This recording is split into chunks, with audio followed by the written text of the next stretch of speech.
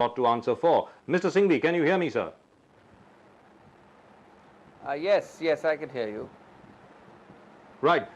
सिंघवी साहब, आपको Hello. नमस्कार और सारा प्रणाम। Yeah. सारा समय के आरकेबी शो में आपका स्वागत है। मेरा नाम है राजीव बजाज। सिंघवी साहब, नमस्कार। a privilege motion has been brought against Mr. Jaswant Singh. Now, in terms of concealment of information pertaining to the security of the nation, यानी देश की सुरक्षा को लेकर के अगर कोई इंफॉर्मेशन छुपाई जाए किसी पब्लिक सर्वेंट द्वारा या किसी मंत्री द्वारा, क्रिमिनल प्रोसीजर कोड में क्या कोई ऐसा सेक्शन है जिसके तहत उनको प्रोसिक्यूट किया जा सकता है? सिंघवी साहब, पहला प्रश्न यह है कि मैं हिंदी में बोलूं या इंग्लिश में बोलूं? जी, वो सर आपके ऊपर है। हमने शुरुआत से, प्रिविलेज मोशन तो आज की बात है, शुरुआत से ये स्पष्ट किया था कि मिस्टर जसवंत सिंह ने बहुत घोर गैर जिम्मेवाराना काम किया है। वो एक पुराने मंत्री रह चुके हैं बहुत अरसे तक। नंबर 1, उन्होंने जानबूझकर ऐसे व्यक्ति के बारे में ज्ञान होते हुए लगभग 6-8 वर्षों से उसका कोई खुलासा नहीं किया। नंबर 2, इसको हम अबेटमेंट समझते हैं, इसको हम उस कॉन्स्पिरेसी का एक हिस्सा समझते हैं जो गैरकानूनी है।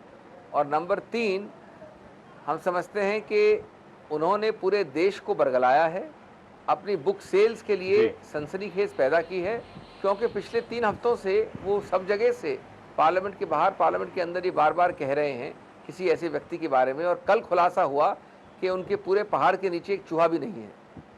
तो मिस्टर जसवंत सिंह की ये प्रक्रिया कि वो एक गलत पत्र लिखें प्रधानमंत्री को बिना मतलब मिसलीड करने का प्रयत्न करें, उस पत्र में न लेटर हेड हो, न हस्ताक्षर हो, न किसी का नाम हो, और बाद में कल पार्लियामेंट में लगभग 1-1.5 घंटा लगाएं कुछ बिना कहे।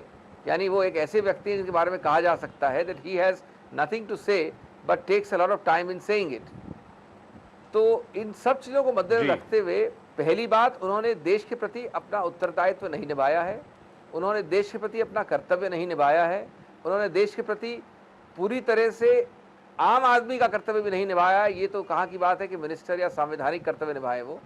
नंबर 2, उन्होंने क्लियरली उन सब कानूनों का उल्लंघन किया है जिसके अंतर्गत कोई व्यक्ति अगर ये जानता है कि किसी कानून का हनन हुआ है और उसका खुलासा वो सबसे पास वाले पुलिस स्टेशन में नहीं करता है, तो वो अपने आप में एक अबेटमेंट का क्राइम है।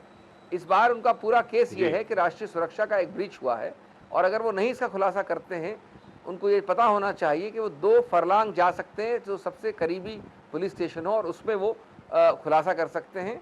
तीसरी बात, उन्होंने मजाक उड़ाया पूरे देश का, ये कह के कि अगर मैं और आप जैसे व्यक्ति कल कोई गैरकानूनी काम देखते हैं और हम कहते हैं कि हम पुलिस स्टेशन नहीं जाएंगे जब तक कि इस देश के प्रधानमंत्री हमें अपॉइंटमेंट नहीं देते हैं, तो ये तो बहुत मजाकिया बात है, ये तो फार्सिकल चीज़ है।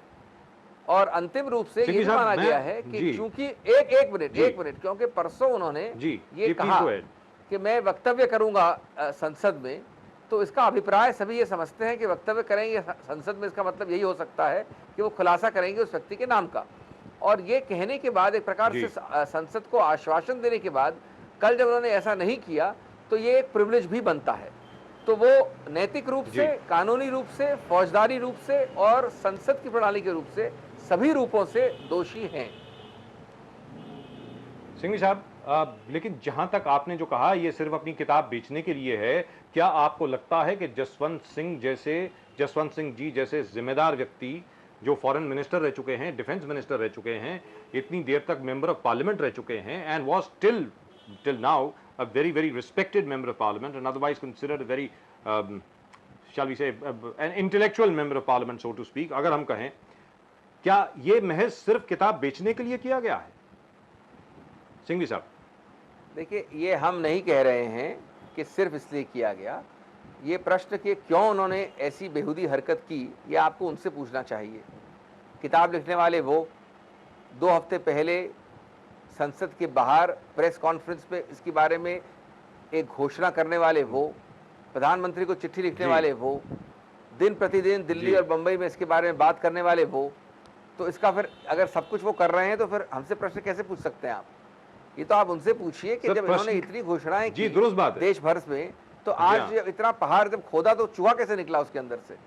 कम से कम लेकिन सिंघवी साहब, मैं आपसे ये पूछना चाह रहा हूं हाँ। जी, दुरुस्त बात है। Now, the surprising part over here is what I'm basically asking is, सवाल ये है कि आपके तजुर्बे के मुताबिक ये बात हो रही है कि एक तरफ आप अटैक कर रहे हैं जनरल वीपी मलिक को, जो उस वक्त के आर्मी चीफ हुआ करते थे, दूसरी तरफ आप कह रहे हैं कि नरसिम्हा राव जी की सरकार में एक मोल था।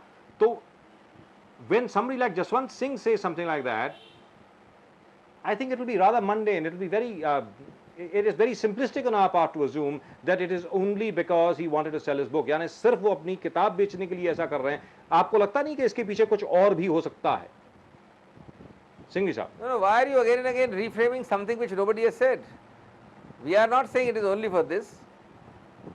There could be 100 other reasons. Mr. Jaswant Singh could have 100 other ulterior motives. Who is going to answer that?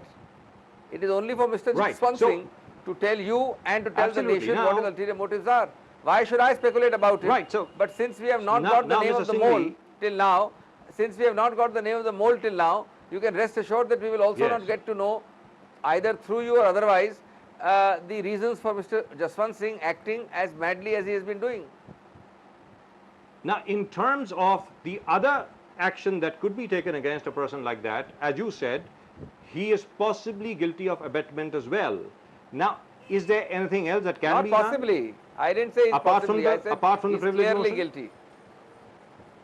Right. Apart So, if from- he's clearly guilty, then apart from the privilege motion, is there anything else that could possibly be done against देखिए him? मैं आप जरा मेरी बात जी। सुन लें। ऐसा है, श्री जी। Jaswant Singh number 1 नैतिक प्लेन और आधार पर दोषी हैं साफ रूप से। मैंने बता दिया कारण, बार बार मैं दोहराना नहीं चाहता। उन्होंने देश जी, के प्रति जी, अपना कर्तव्य जी। पूरा नहीं किया है और देश को मूर्ख बनाया है। नंबर 2 वो फौजदारी क्रिमिनल कानून के अंतर्गत दोषी हैं अबेटर के रूप में, वो मैंने स्पष्ट कर दिया है कैसे और क्यों। नंबर 3 वो संसद में, जो कि एक भिन्न चीज होती है फौजदारी क्रिमिनल लॉ से, यानी संसद में अगर आप Yeah. कोई डायरेक्ट रूप से या परोक्ष रूप से कोई आश्वासन दें या उसके बारे में कोई ऐसी टिप्पणी करें जो गलत हो, तो वो एक प्रिविलेज मोशन बनता है। ये संसदीय प्रणाली में संसद का एक अधिकार क्षेत्र है किसी को दोषी ठहराने का। जी। इसका फौजदारी और कानूनी प्रक्रिया से कोई रिश्ता नहीं है। तो ये तीसरा जी। स्तर है जिसमें, तीसरा आधार है जिसमें श्री जसवंत सिंह स्पष्ट रूप से दोषी हैं। और चौथा मैं समझता हूं जी। कि वो पूरे देश के सामने इस चीज को कानून से हटकर, संसद से हटकर, नैतिकता से भी हटकर एक मजाक और फार्स बनाने के दोषी भी हैं। जी। Right. Mister Abhishek Singhvi, thank you very much for talking to us. बहुत बहुत शुक्रिया सर आपका कि आपने हम लोगों से Thank बात की और अपना विश्लेषण आपने सामने रखा। Thank you. Thank you so much. Right, that's all that we got Thank as far as the NCR channel is concerned. Time